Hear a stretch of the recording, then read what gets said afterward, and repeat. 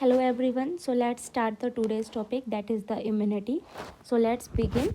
So immunity, types of the immunity. So types of immunity were two types, innate immunity and the acquired immunity. In innate immunity means they are present since the birth, and they are also known as natural immunity or native immunity. While the acquired immunity is known as adaptive immunity, means it is present after the birth, means present after antigen exposure. So this is the innate and acquired immunity. So now the which immunity has give the specific immunity and which has long term memory. So the memory and specificity is given by the acquired immunity. So remember these 2 points very importantly, because mostly I also confuse in between them, that which gives the long term memory and which is more specific. So more specific is occurs after the antigen exposure. We can remember it like this, that after the antigen exposure the immunity is more specific and it is long term memory. So it is of the acquired immunity, it is acquired immunity. After that, let's separately study about the innate immunity. So in innate immunity the components were like epithelial barriers. In epithelial barriers it involved the skin and mucosa membrane and neutrophils, macrophages. Third one is the complement systems. Fourth one is the ILC, means the innate lymphoid cells, which were also known as the natural killer cells. And fifth one is the PRR, that is pattern recognition receptors. So in let's learn about the ILC and PRR. So first is ILC, means innate lymphoid cells, which were also known as natural killer cells, non-B, non-T lymphocyte, null cells, large granular lymphocytes, and major MHC unrestricted cells. So the ILC is activated by the interleukin 2, and it in the natural killer cells the receptors were CD16 and CD56. So these were the activated by interleukin 2, and markers were CD16 and CD56. Please remember these 2 points very importantly, that the markers were CD16 and 56, and ILC, or we can say natural killer cell, is activated by the interleukin 2. After that, PRR, that is pattern recognition receptors, or we can say PRR. So pattern recognition receptors. So in this we have like T, this is the suppose this is the cell in which here is T and C, and R and N is present in the inside. So T represent the toll-like receptor, C represent the C-type lectin receptors, R is for rig-like receptor, and N is for node-like receptors. So these were the receptors, SPRR receptors, pattern recognition receptors. So these were the receptors which are present on the cell. T receptor, toll-like receptor, C-type lectin receptors, rig-like receptors, and node-like receptors. So toll-like receptors is present on the cell surface. On the cell surface, T and C is present, and intracellularly R and N is present. So on the cell surface we have two receptors, those were toll-like receptors and the C-type lectin receptors, and intracellularly also we have two receptors, those were the rig-like receptors and the node-like receptors.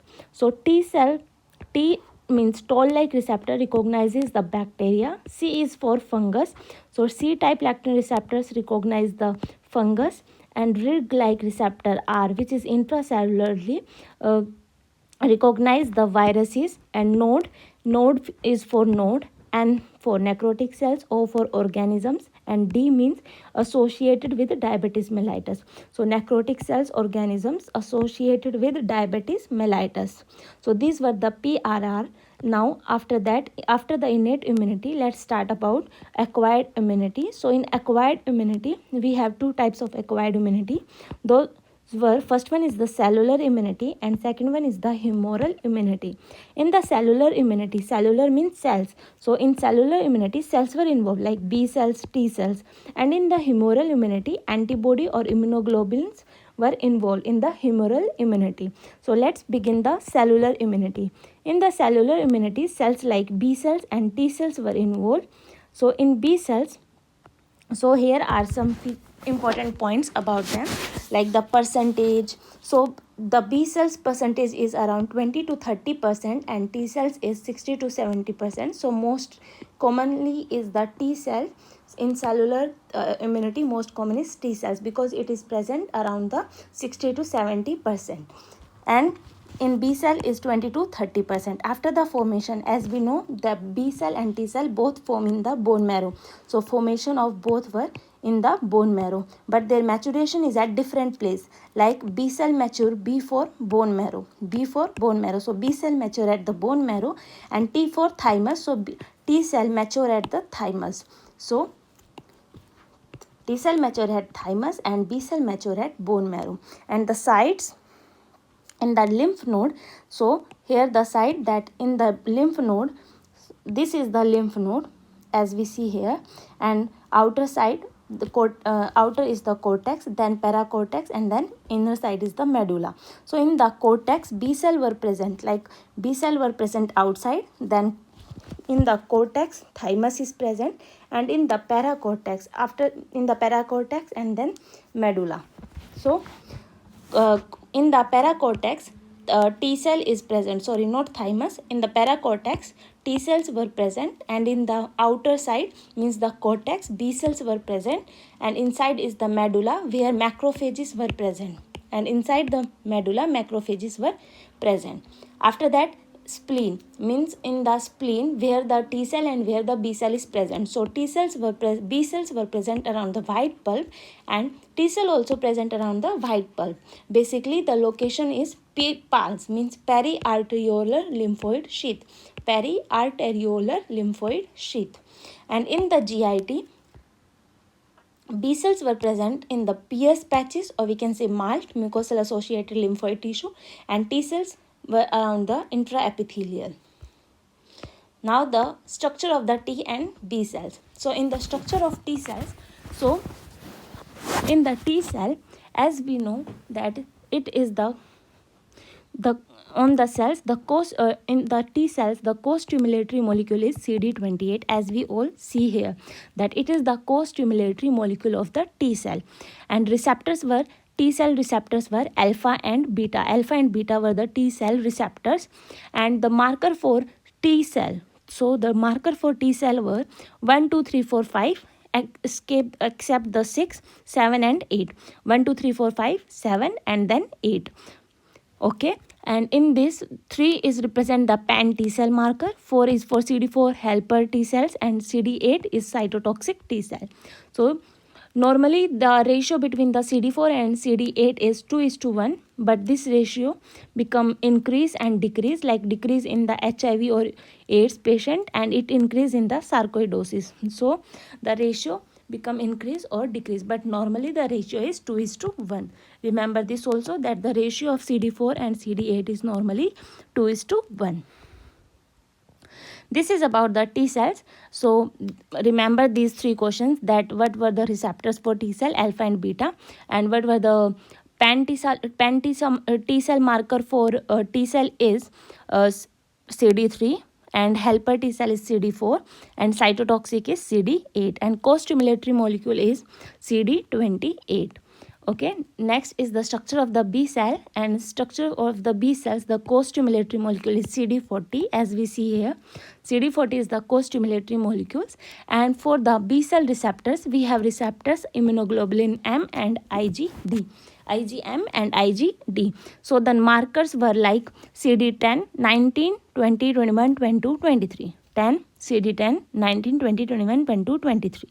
CD10 is also known as KALA, means common ALL antigen. CD10 is known as KALA, means common ALL antigen. Now the CD19 is the pan B cell marker, and in the pan T cell marker, CD3 is the pan T cell marker, and in B cell, the pan B cell marker is CD19, and CD21, as we all know, that it is the receptor for Epstein-Barr virus. So this is all about the B cells. Now I separately write it, that cellular immunity, B and T. Pan B cell marker is CD19 and pan T cell marker is CD3. And Epstein-Barr virus is present on the CD21, And CD4 also known as helper T cell, and CD8 is also known as cytotoxic T cell.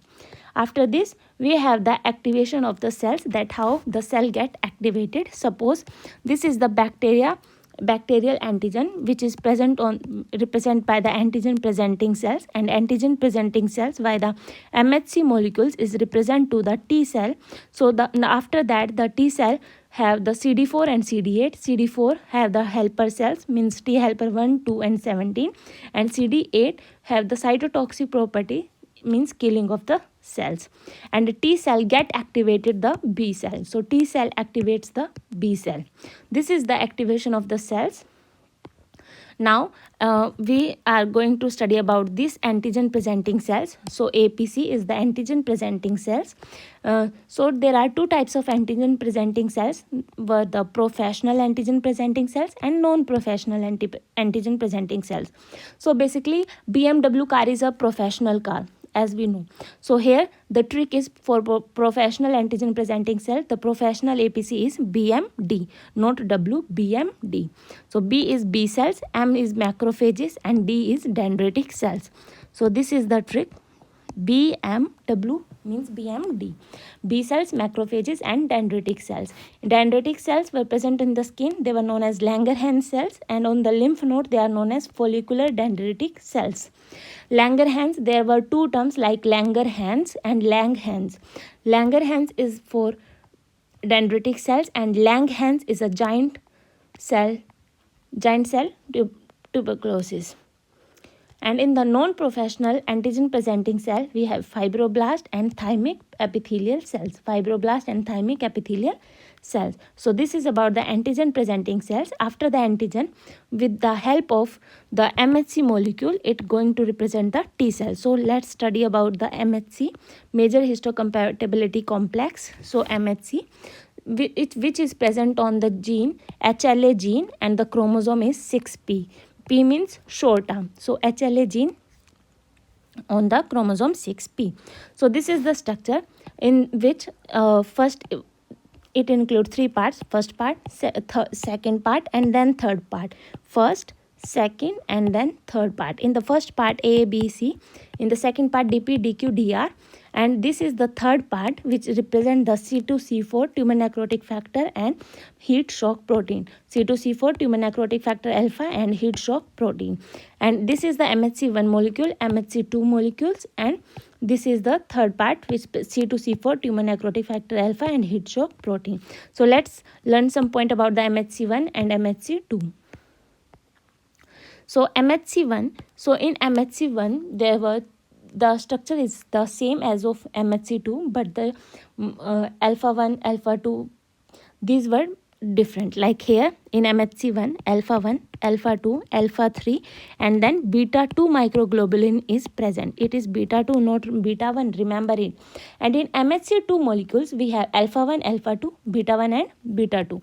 Alpha 1, alpha 2, beta 1 and beta 2. Means the antigen is present between the alpha 1 and beta 1 in MHC2 class, and in MHC1 class it is present in alpha 1 and alpha 2.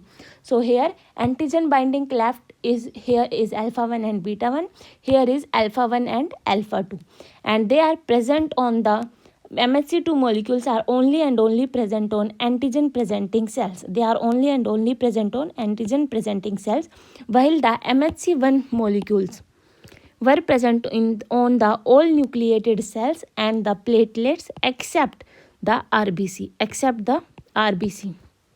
So they are not present on the RBC because RBC were non-nucleated cells.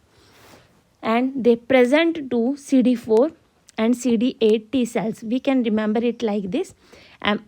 Like the total multiplication should be, outcome should be 8. So 2 4s are 8. So here the CD4 2 cells means 2 4s are 8, and here 1 into 8 means here the CD8 cell T cells, and here is CD4 T cells.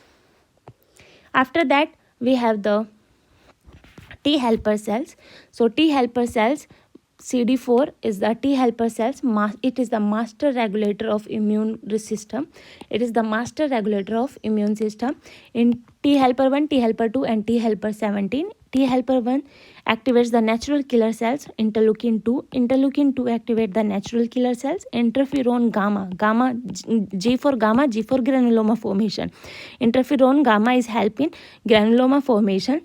T helper 2, it involves the interleukin 4 and interleukin 5. Interleukin 4 antibody production and interleukin 5 is for activation of eosinophil, and T helper 17 is for interleukin 17. Now the CD8, that is cytotoxic T cells. In cytotoxic T cell we have the cell is going to kill. So it is of by the two method, that is by apoptosis or by perforin gram enzyme pathway. By perforin gram enzyme pathway. In apoptosis we have Fas and Fas ligand receptors. So after that, after the T cell we have the B cells. So in B cells, as the bacteria is going to act the B cells, so the B cells get activated the T cells, and T cells activate the interleukin 4, and interleukin 4 act on the B cells, and there is, we can remember it like here, like interleukin 4 antibody production. Interleukin 4 help in antibody production. So interleukin 4 act on the B cells, and B cells activate in the plasma cells, and antibodies will formed. So interleukin 4 help in the antibody production.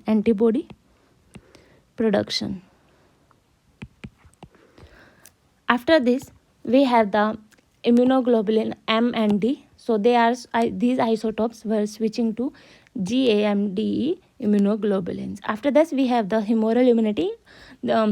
After the cellular immunity we have the humoral immunity. In humoral immunity, immunoglobulins and antibodies were involved. So in humoral immunity we have the immunoglobulins. We can remember it by trick GAMD, GMDE, GAM. GAMD we can write like this, but we have to turn these two. So it is GAMDE, because now this is the order for decreasing order of concentration of immunoglobulins. So highest concentration of immunoglobulin is of G, IgG, and lowest is of IgE. So these were the decreasing order of the concentration as we see here. Now the IgG, it is the most important opsonin, and it is spread through the transplacental because it crosses the placenta. And Ig2, G2 is the least chances to spread. Transplacental spread, G2 is the least chance. After the IgA, IgA is present is as a secretory antibody, and it is present in the body secretions. Example is like milk. And mucosal antibodies like intestinal mucosa and respiratory mucosa. IgM is a pentameric anti-immunoglobulins. We can remember it.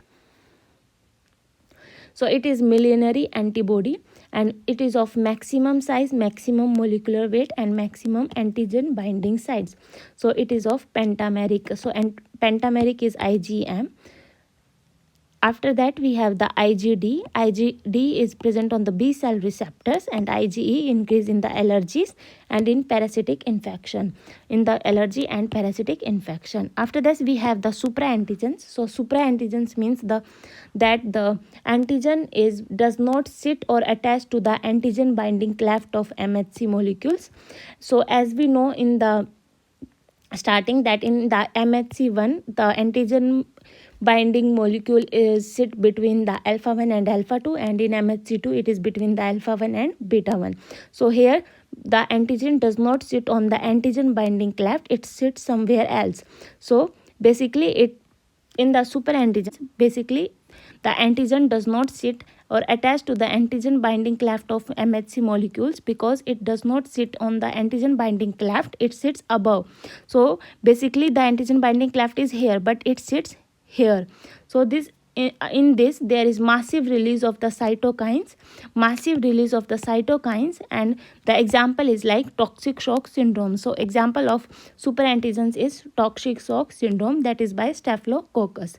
So this is about the superantigens. After this we have the hypersensitivity disorders, and the term And the hypersensitivity disorders include the Gell and Coombs classification. Type 1, type 2, type 3, type 4, and type 5 is the new one. So type 1, 2 and 3 were the antibody mediated, and type 4 is the cell mediated hypersensitivity reaction. So let's begin with the type 1 hypersensitivity reaction, which is also known as immediate type of hypersensitivity reaction. So the mechanism of type 1 hypersensitivity reaction is like, first the allergen come inside the body, and it is represented in the antigen presenting cells. It represent to the T cells, and T cells get activate the T helper 2, and interleukin 4 and interleukin 5 will form. Interleukin 5 gets activate the eosinophils, and interleukin 4 produces the antibody. After this, in this T helper 2 involved. So remember this, that in the type 1 hypersensitivity, T helper 2 involved. After this, these antibodies were sit on the mast cells, like so. Here we see that on the mast cells antibodies were sit like IgE. So this is known as sensitized mast cell. This is known as sensitized mast cell. After this, on the second exposure of the same antigen, or same allergen, the polymerization will occur. Means the antigen sits between these two antibodies, and there is degranulation will occur, and histamine is going to release, and anaphylactic shock also occur in this. So the examples of type 1 hypersensitivity reaction is A, B, C, D. Remember it like this. This is the trick for you. So type 1 hypersensitivity example is A, B, C, D. A for allergies. In any kind of allergy, it is type 1 hypersensitivity reaction, or maybe it is due to genetics, because some allergies were present from the genetic. So allergies with genetic component is known as atopy, and atopy is present on chromosome number 5. Please remember this point also, that atopy present on chromosome number 5. So any kind of allergy or any kind of atopy is example of type 1 hypersensitivity reaction. In allergies like rhinitis, dermatitis or conjunctivitis like vernal keratoconjunctivitis, in this the drug of choice is olapatadine. So remember this drug. So drug of choice is olapatadine. B for bronchial asthma, and most common allergen is the house dust. Remember it, not the pollen grains or something else. It is the house dust. House dust is the most common allergen in a bronchial asthma. C for Cassoni test, and Cassoni test is done for Echinococcus granulosis, that is hydrated cyst. And D for drugs like example is the penicillin. This is all about the type 1 hypersensitivity reaction. In type 1 hypersensitivity reaction, polymerization will form, degranulation will occur, and histamine is released. In the type 2 hypersensitivity reaction, the example is, so here the trick is, my blood group is Rh positive. M for myasthenia gravis. Blood means blood transfusion reaction. Group means Graves' disease and Goodpasture syndrome. And I for ITP and IHA, immunothrombocytopenic purpura and immune hemolytic anemia. ITP, IHA. RH means RH incompatibility, and P for pernicious anemia or pemphigus vulgaris. So these were the example of type 2 hypersensitivity reaction. From this, the myasthenia gravis and the Graves' disease, these were the put and reclassified into the class type 5 hypersensitivity reaction. So why they are reclassified as type 5 hypersensitivity reaction? Because in the myasthenia gravis, antibody against acetylcholine receptor is present, and in the Graves' disease also, antibody against TSH receptor is present. So type 5 hypersensitivity reaction is antibody against cellular receptors. So in the condition in which antibodies were against the cellular receptors, those were classified as type 5 hypersensitivity reaction. And the type And the example of type 5 hypersensitivity reaction which were given in the books were myasthenia gravis and the Graves disease. We can remember it like it ends with the Gravis and it also starts with the Gravis. So myasthenia gravis and Graves disease. After type 2 and type 5, we have the type 3 hypersensitivity reaction which is known as immune complex disease. Means the immune complex formation is there and it involves the three phases. So in the phase 1 there is immune complex formation, antigen and antibody immune complex formation is there. After this, this immune complex is going to deposit in the organs like GIT, kidney and joints. So the immune complex is going to deposit. So this is the second phase, and in the third phase there is activation of the complement system, and after that sign and symptoms were present. So three phases were involved in the type 3 hypersensitivity reaction. Type 3 is type 3 and 3 is 3 phases were there. Phase 1 immune complex formation, phase 2 immune complex deposition, and phase 3 is the sign and activation of the complement system. So the examples of type 3 hypersensitivity reaction is SHARP, SHARP. So here S is for SLE, serum sickness. In serum sickness, we have anti-rabies serum or anti-tetanus serum and stick test. Stick test is done for Corynebacterium diphtheria. Stick test is done for Corynebacterium diphtheria. And H represent the HSP, which is also known as non-thrombocytopenic purpura. Non-thrombocytopenic purpura, because in HSP the blood platelet count is normal due to the in this the platelet count is normal. It is due to the IgA immunoglobulin. So most common it affect the kidney joint.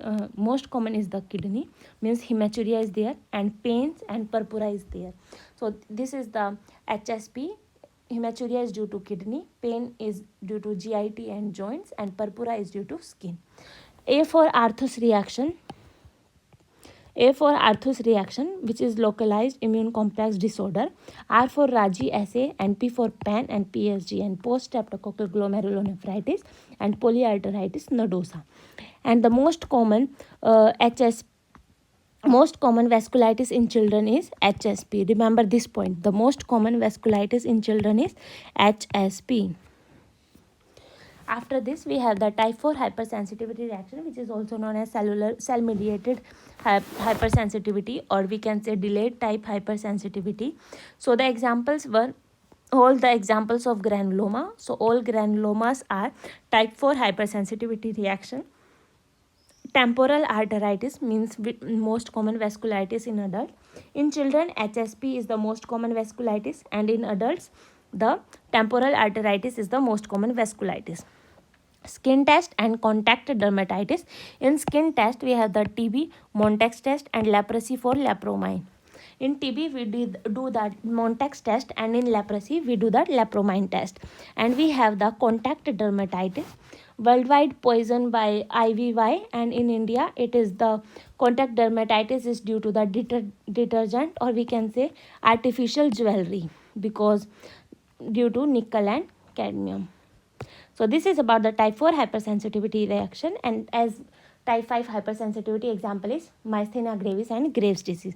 After this, we have the immunodeficiency disorders. In the immunodeficiency disorder, we have primary and secondary. So in primary is genetic and secondary. So in primary, we have decreased immunoglobulin, or we can say defective, because defective in opsonization, because IgG is most important opsonin.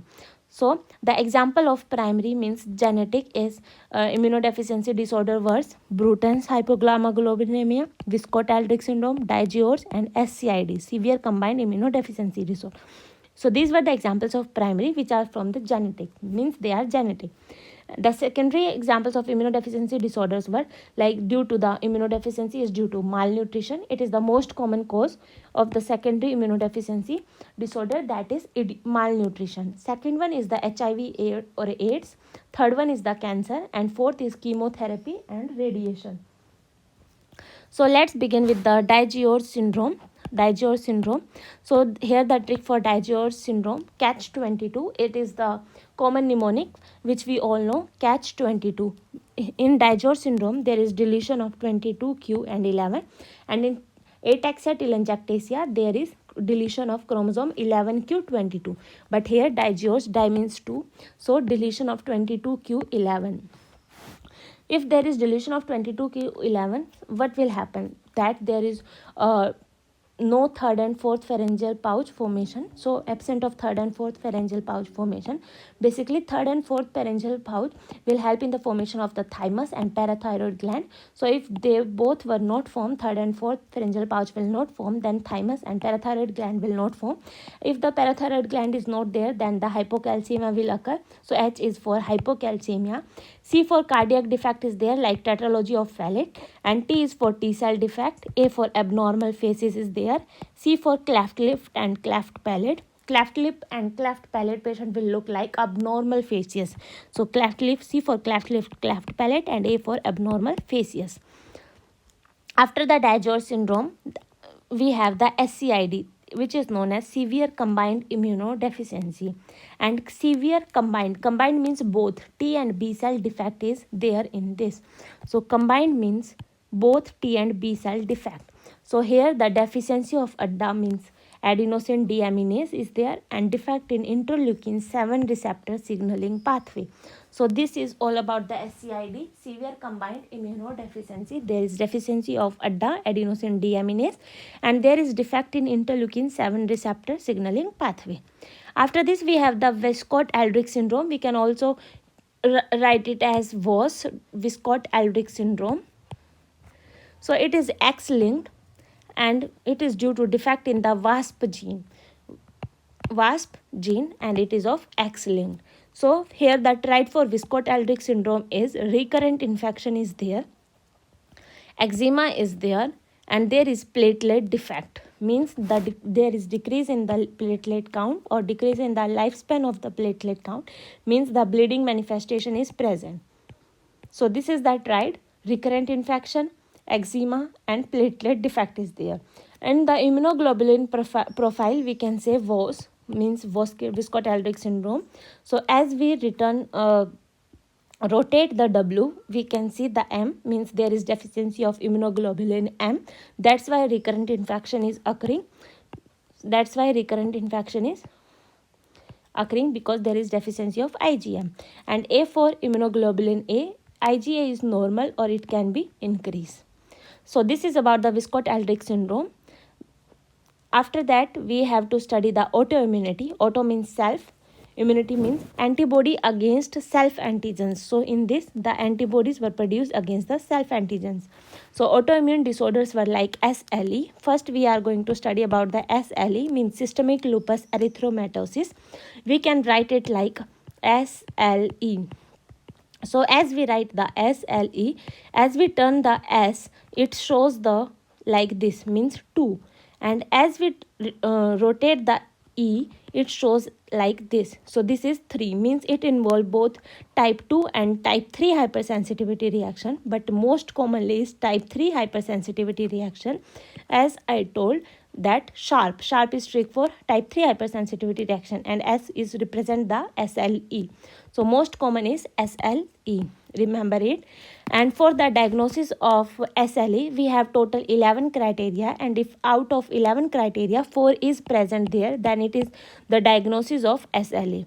So now let's study about those criteria. First one is the malar rash. As we see around the mouth, there is the malar rash were present in a butterfly shape. We can also call them butterfly shape rash. So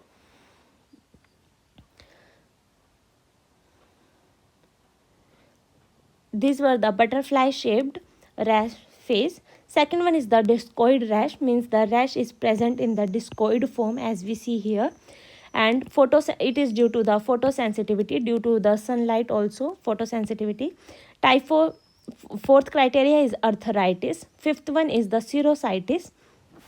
Sixth one is the epithesis ulcer, means there is painless ulcer were formed, painless.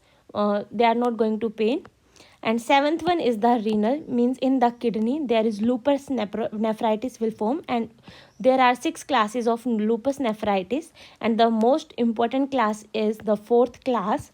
So 6 classes were from the type class 1 to class 6, and the most common class is class 4th. And the characteristic lesion for lupus nephritis is wire loop lesion. Remember it. On the microscopic examination, we see the wire loop lesions. And 8th criteria is the hematological. Like in hematological, LE cells were seen which were engulfed by the neutrophils, and neutrophils engulf damaged nuclear material. 9th one is the CNS, means the patient something is like psychosis. ANA antibodies is involved in SLE, that is anti-nuclear antibody, and test for ANA is immunofluorescence is going to done. For in the microscopic examination, we see the pattern happens, means H happens, this happens, HPNS happens. Homogeneous, peripheral, nucleolar, speckled were seen on the anti-nuclear antibodies of the SLE. So ANA is seen by the immunofluorescence, and on the ME, means microscopic examination, we are going to see the happens, homogeneous, peripheral, nucleolar, speckled. So 11th one is the other antibody also involved in the SLE. Those were, so here's some one-liner questions like the most sensitivity and most sensitive antibody is ANA, most specific antibody is anti-Smith antibody, and the both sensitive and specific means both were present, character sensitive and specific means D for double. So both character were present. So here double means dsDNA. Anti-dsDNA is for both sensitive and specific, and most specific, S for specific, S for Smith. S for specific, S for Smith. So anti-Smith antibody is going to most specific, and anti-ANA antibodies is most sensitive antibodies. And for the neonatal lupus, anti-Rho, because the child is going to always cry, so her time bachcha ro raha hai, so a neonatal lupus, anti-Rho antibody is for neonatal lupus. So this is all about the SLE. Now after the SLE, we have drug induced lupus. We can also write it as DIL, drug induced lupus. So it is because of drugs. So the drugs involved were SHIP. S for sulfonamide, H for hydralazine, I for isoniazid, and P for procanamide. Sulfonamide, hydralazine, isoniazid, and procanamide. So here I wrote the difference between the drug induced lupus and systemic lupus erythematosus. So in drug induced, antihistone antibody is involved. And in SLE, anti-nuclear antibody, anti-Smith antibody, anti-Rho antibody is involving. And in the drug induced, there is no involvement of the renal and CNS system, but in SLE, renal and CNS systems were involved. So this is about the SLE and drug induced lupus. After this, we have the Sjogren syndrome. So in Sjogren syndrome, means dry eyes or dry mouth is there in Sjogren syndrome. So in Sjogren syndrome, dry eyes and dry mouth is there, means the antibodies were against the lacrimal gland and the salivary gland. Lacrimal gland and the salivary gland antibodies were present. So 2 antibodies were there, like anti-SS-A antibody and anti-SS-B antibody, S for Sjogren and S for SS-A. So in this, anti-SSA antibodies were anti-Rho and anti-SSB were anti-La. So Rho is the most sensitive part and La is most specific part.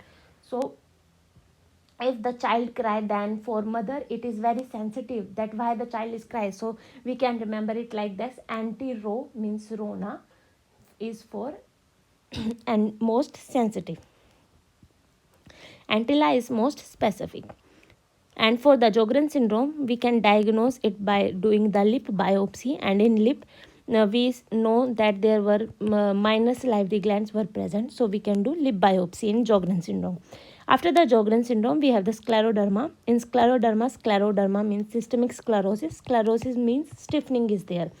So it is 2 types, limited and diffuse. Limited means it only involves the skin. It is limited to the skin. And in diffuse means it involves the skin plus organs were also involved in it. So in the skin means anti-centromere antibody is there, and in the diffuse anti-topoisomerase antibodies were involved in scleroderma. Anti-centromere antibody, anti-topoisomerase antibodies. Next one is the CREST syndrome. For the CREST syndrome, we have the trick CREST. In CREST, C-R-E-S and T. So in the CREST, C for calcinosis, R for Raynaud's phenomena, E for esophageal dysmotility, S for sclerodactyly, and T for telangiectasia.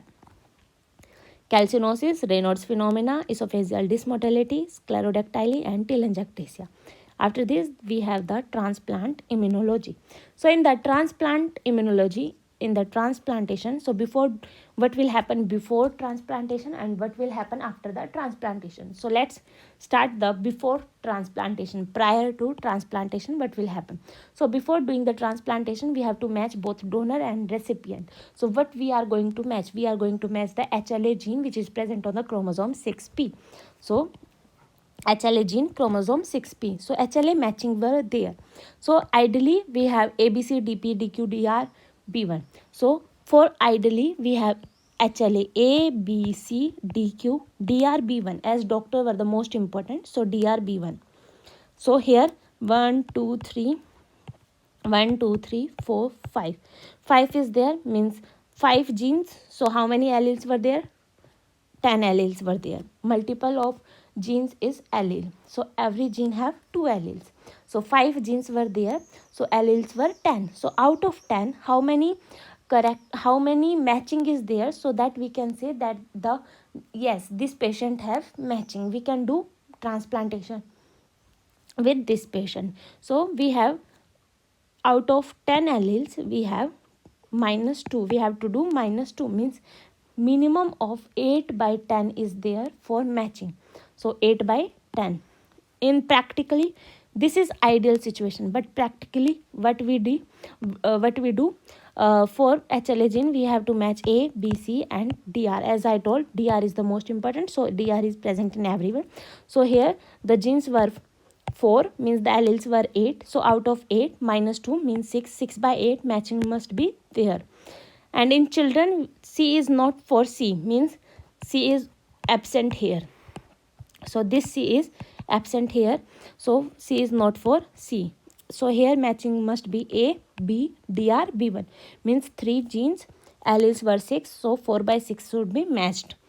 But in the identical twins, 6 by 6 matching is there. So 6 by 6 matching in identical twins. And what is the difference between the transplant rejection and the graft versus host disease? So in the transplant rejection, there is the organ is donated by the recipient, by the donor, and received by the recipient. So recipient is going to reject the graft. So this recipient is going to reject the graft. But in the graft versus host disease, suppose this is a recipient and this is the organ which is donated by the donor. So in this, the donor is going to reject the graft. So in this, donor is going to reject the graft. I hope these arrows will help you in remembrance of the transplant rejection and graft versus host disease. So let's begin about the transplant rejection. So in the transplant rejection, this will include the hyperacute, acute and chronic transplant rejection. Hyperacute rejection involves the type 2 hypersensitivity reaction. Type 2 hypersensitivity reaction in the hyperacute, and for acute and chronic, type 2 plus type 3 hypersensitivity reaction is there. So hyperacute means the rejection is there within 48 hours. Sometimes on the OT table there is rejection. So hyperacute rejection is within 48 hours, usually on OT table itself, because the recipient has preformed antibody. That's why the attacks on the graft. So this is about the hyperacute. In the acute, the rejection will occur within few days, and in chronic within few weeks or months is there. So acute have acute cellular rejection and acute humoral rejection, and in the chronic cellular rejection and chronic humoral rejection is there. After that, we have the graft versus host disease, in which the graft attack the recipient. So in this, graft is the immunocompetent and recipient is immunocompromised. So types of graft versus host disease is: in acute graft versus host disease, the rejection is within the 100 days, and in chronic, rejection within more than 100 days. Within 100 days and more than 100 days. So the most common or affected organs in graft versus host disease were skin, liver and GIT. Remember it because this question already came in the exam. That was the most common affected organ in the graft versus host disease, and the options were like skin, liver, GIT and eyes. So as we know that the answer of that question is skin, liver and GIT because both three were the most common affected organ of graft versus host disease. After this we have the amyloidosis. So amyloidosis is the extracellular protein. As we see here, it is the extracellular protein, and structure of amyloidosis on the electron microscopy were, it is as we see here, as I already made, that these were non-branching because branching is not there.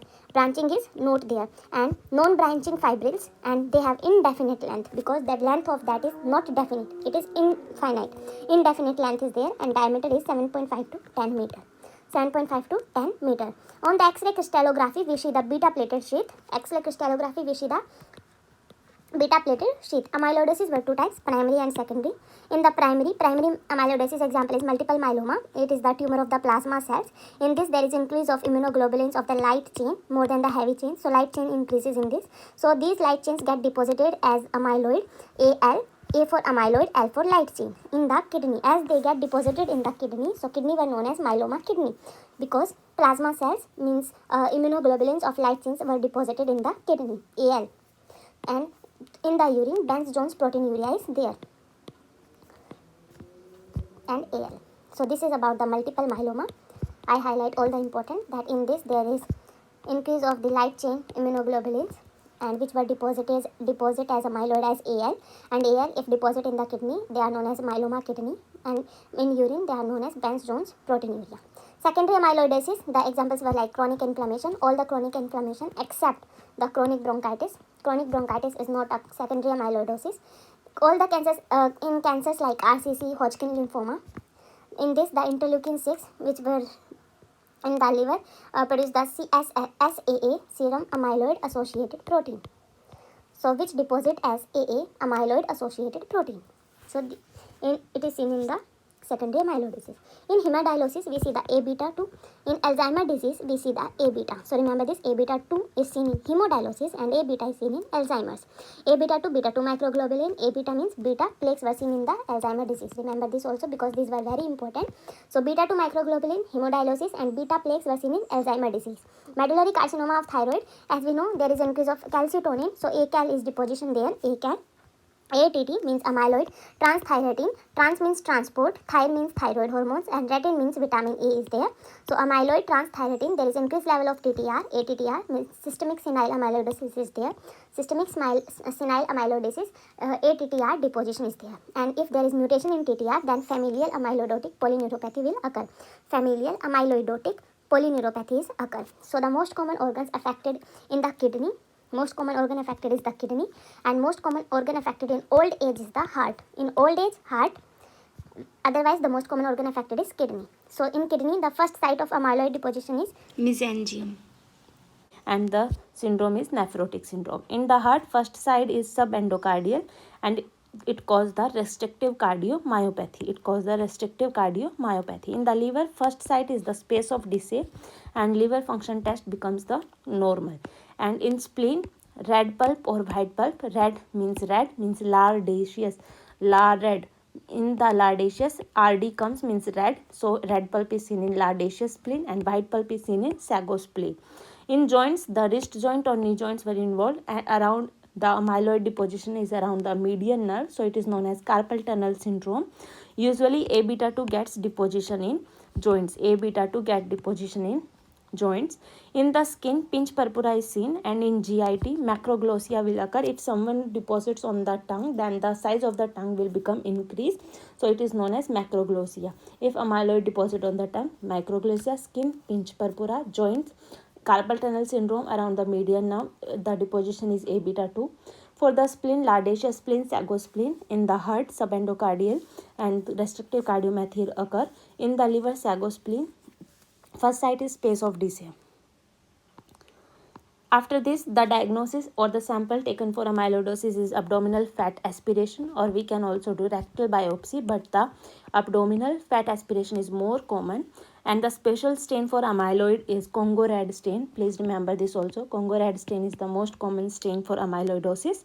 So on the after doing the Congo red stain amyloid, it will show the apple green references by references is seen in the deposition of amyloid.